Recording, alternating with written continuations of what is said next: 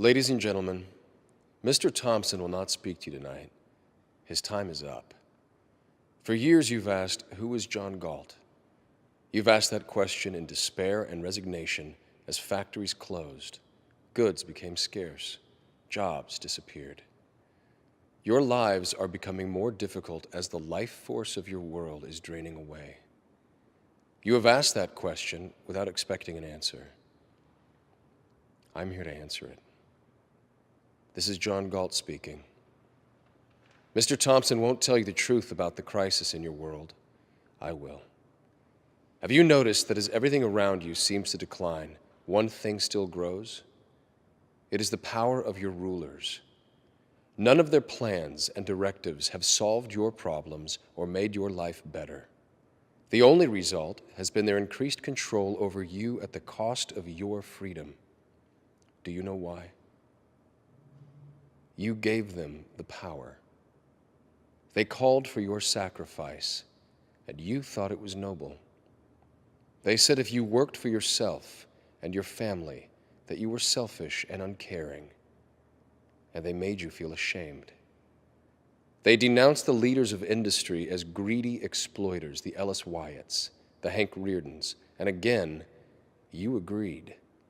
And then you ask, why did they and others like them disappear? I took them from you. Their achievements flowed from their creative minds. Once they understood that the attempt to control their work was an attempt to control their minds, they left. The people on strike worked for themselves, for their own vision of what was possible. When they recognized the honor they deserved, they rebelled against the guilt you wanted them to feel for their success. You counted on them to keep producing, to keep thinking, even as you denounced them as selfish. I showed them they were being punished for their own virtues, and I showed them how evil that is. I made it my mission to help these heroes say no. All evil needs to win is the consent of good people. They have joined me to freely produce, trade, cooperate, and compete in a place where the rights of all are protected. Do not try to find us. Do not try to bargain for our return. Get out of our way. To everyone within the range of my voice, you now have a choice to make. If you decide to support the notion of sacrifice enforced by the state, your game is up. Your world is in a downward spiral, and you will ride it down to destruction.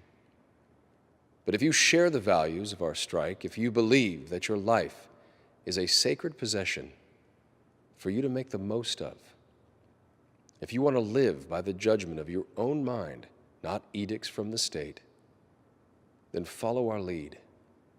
Do not support your own oppressors. Stop letting the system exploit you.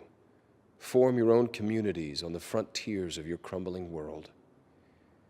Your rulers hold you by your endurance to carry the burdens they impose, by your generosity when you hear cries of despair, and above all, by your innocence which cannot grasp the depths of their evil.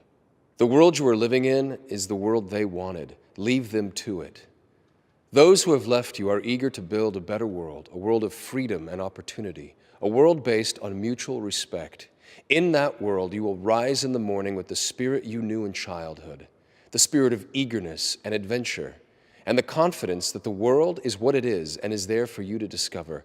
In that world, you will not receive alms, nor pity, nor forgiveness of sins, but honor, respect, and justice. Don't let the fire go out spark by irreplaceable spark in confusion and despair. Be sure of your path. The world you desire can be won. It exists. It is real. It is possible.